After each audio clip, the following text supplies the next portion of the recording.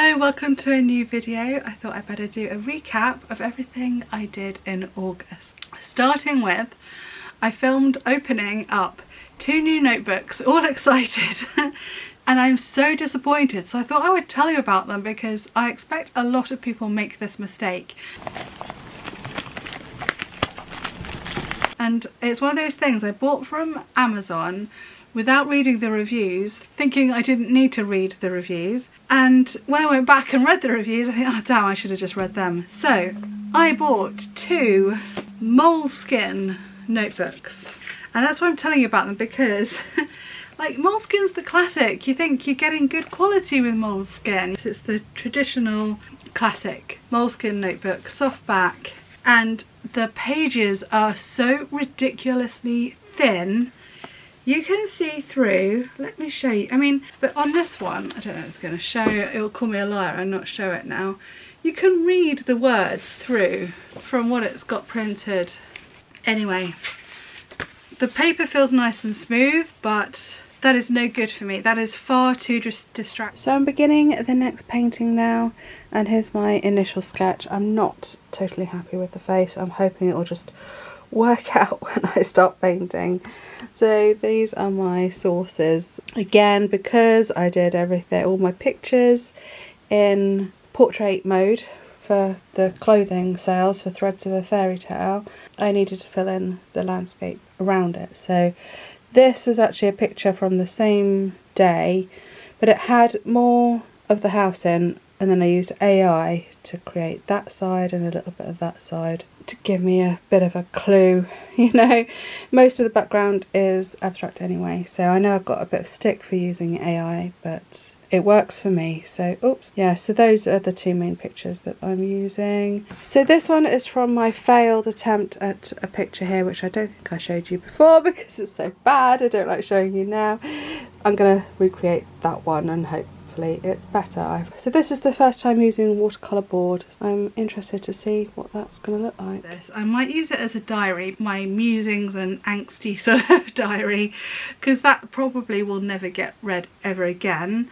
That's just to get my thoughts out of my head and to try and organise my thoughts. So I think maybe that's what I'll use that one for. I was absolutely gutted, and then I also bought a plain one. That was for my creative writing. I have been using, let's have a little notebook chat, shall we?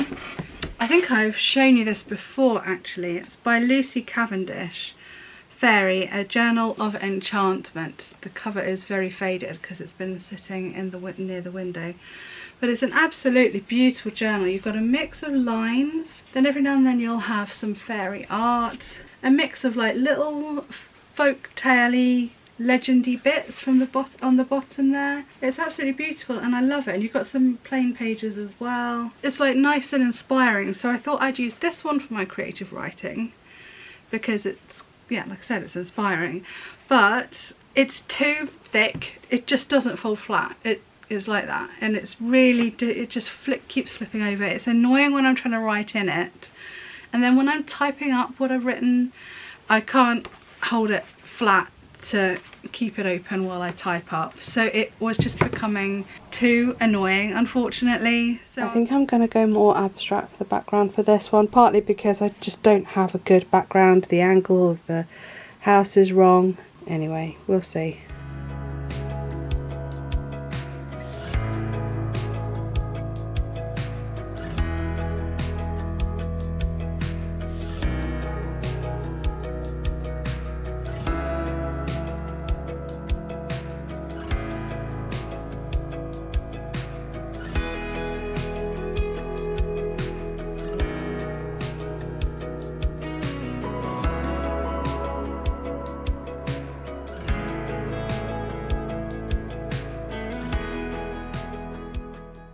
So I was looking for another book to write things like each of my paintings is getting a little poem or a little sort of poetic bit of prose to go with it, and so I needed somewhere to write that. I'm getting back on Instagram, so on Instagram, to go with the photograph that I'm posting, I try and write something that sounds good. And I struggled to do that typing. My imagination and my brain don't work through typing. They work through holding a pen and using a pen. Okay, I found it. I did buy this one to replace, yeah, my creative writing one. So this is a Dingbats bullet journal. Dingbats have a good reputation for good paper and everything, but I did struggle to find one that was plain, so I went with the dotted bullet journal. That seems to be working out alright actually. I was a little bit worried that I'd struggle with finding the lines. Actually, this format is working out alright, so yeah, recommend the Dingbats. I don't think it was cheap though, I can't remember. But then nor was the Moleskine. I wouldn't have paid that much money for a Moleskine if I'd known it was not that good. Hello, editing me from the future here. I just thought I would let you know, because this video has been a lot about notebooks, that I have actually filmed a video all reviewing all of my past bullet journals, all the notebooks I've used for bullet journaling, and reviewed how good they are and what quality the paper is and that sort of thing. And also I've gone over my sort of setup for bullet journaling and tracking and everything like that.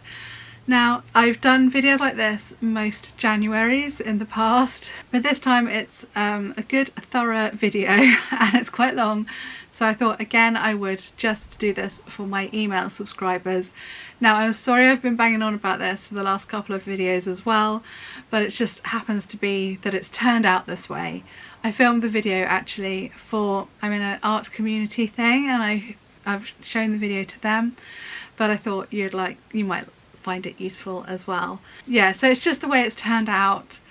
I'm not going to be sending out videos probably as regularly as this in the future, but I won't be going on at you all the time either to subscribe to my email. I know not everyone wants to be on an email list. Just letting you know, that video is coming up. It's a good time of year to send it out because people will be starting to think about their bullet journal setup for 2025. I can't believe we're at 2025 almost.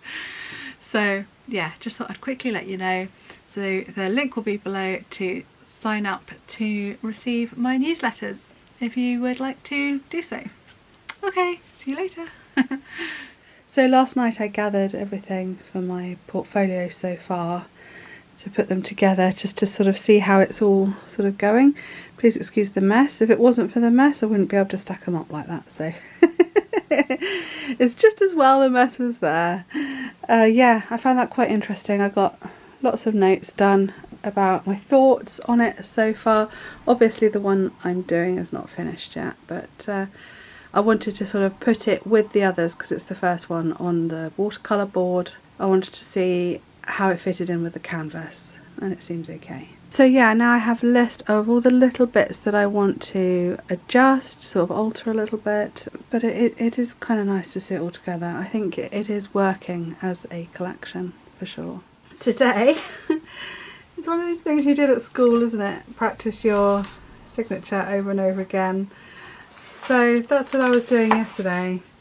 First of all, I was trying it with paintbrushes. Look, I tried all of these paintbrushes and none of them were right. None of them were right. So then I went back to a few different pens, trying ones that I've got that are permanent. But it just doesn't look as professional. This pen was the closest I've got because there's a little bit of a brushiness to it. And so then I was sort of practicing various versions of swirls.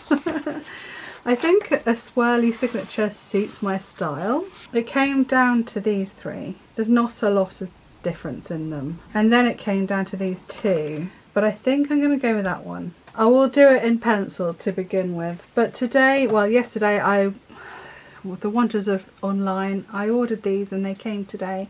So I've got some new paintbrushes to try. These are quite cheap and cheerful ones, Daler Only graduate versions. They're synthetic, but I like synthetic brushes anyway because it's just like buying fur if you buy sable. They're not a byproduct. They are literally killed for their brushes, which I'm not, for their fur to make brushes, which I'm not comfortable with. Oh no, that's properly glued. That's something I didn't know. I'd never heard of a spotter brush before. I had one of these, but I didn't know it was called a rigger brush. Yeah, so that's actually quite useful. I didn't know what a filbert brush was. I've learned quite a lot of things in the last couple of years. So anyway, as these were not very much money, I thought I'd buy both sets because they are a little bit different. These are longer and have a really nice point, which I've been looking for. I don't know why I've not come across these before. You get small brushes, but they're still quite squat quite often. And then I also got these, which are also, oh, I've just seen their sort of rating. So they're all purpose. Acrylic is 5-star, oil and watercolour are only 4-star. That's a shame because I don't really use acrylic, but so perhaps they'll be better for my gouache rather than watercolour. That's okay. So these are thinner but not quite as whippy. Anyway, let's have a very quick go. I've only got a couple of minutes and then I'm off swimming. But it's Saturday tomorrow, so I shall have time tomorrow to have a good practice, and then yeah, start signing my work properly. I feel like I should have done that already, but better late than never.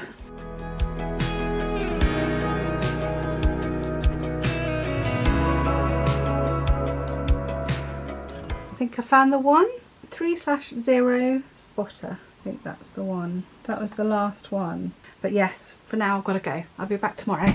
Okay, well it's the next day and I've decided to start on the small ones that I did. All of these need signing. Yeah, wish me luck. I've got my warm gouache paints at the ready. I think, oh, do I want cool? Oh no, now I'm probably overthinking it. I was thinking, yeah, let's have warm because it's at the front.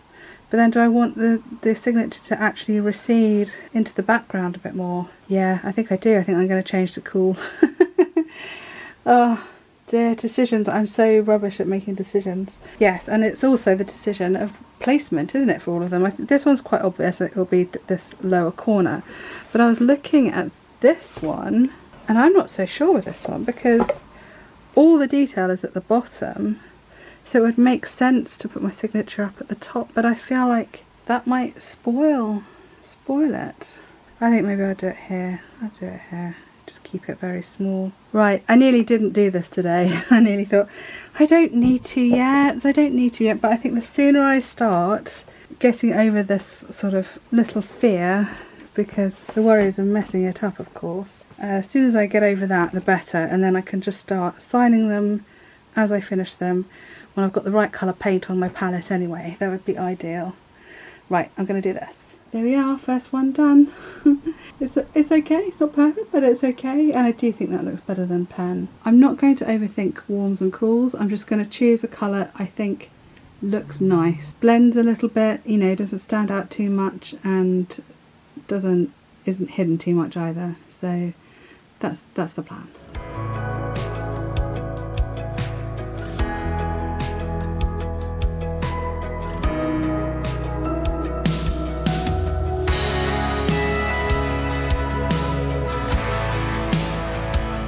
Okay, that's all the small ones done now, and I am starting to feel more confident, so I shall move on to the bigger pieces.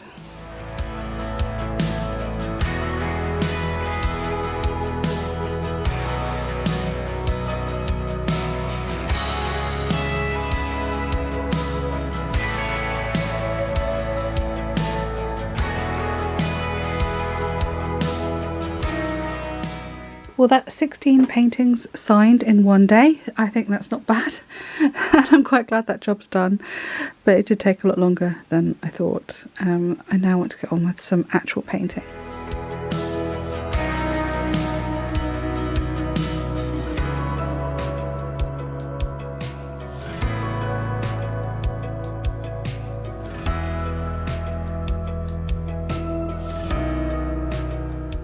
I just went to reach for a piece of kitchen roll and I managed to get the one that I've got full of pencil shavings, which I have now tipped into my paint drawer, trying to rescue it all over my paint all over my hand.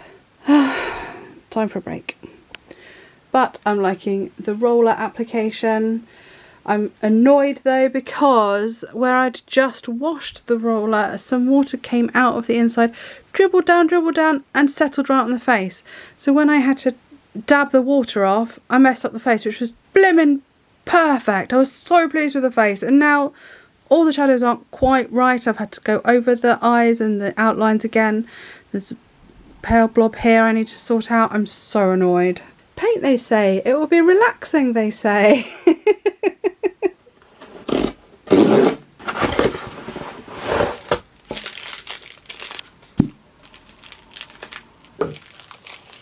So I bought another set of brushes. I actually bought them at the same time as buying these. So I'm getting a bit frustrated with my brushes for not having pointy enough ends. You know, I do quite fine details and my people are very small. So I've bought this set in the hope that they will keep their points basically.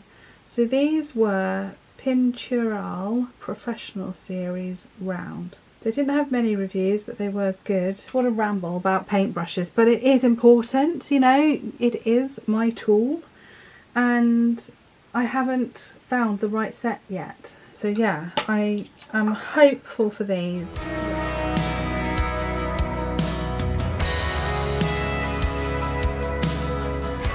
Right, let me try not to block the light.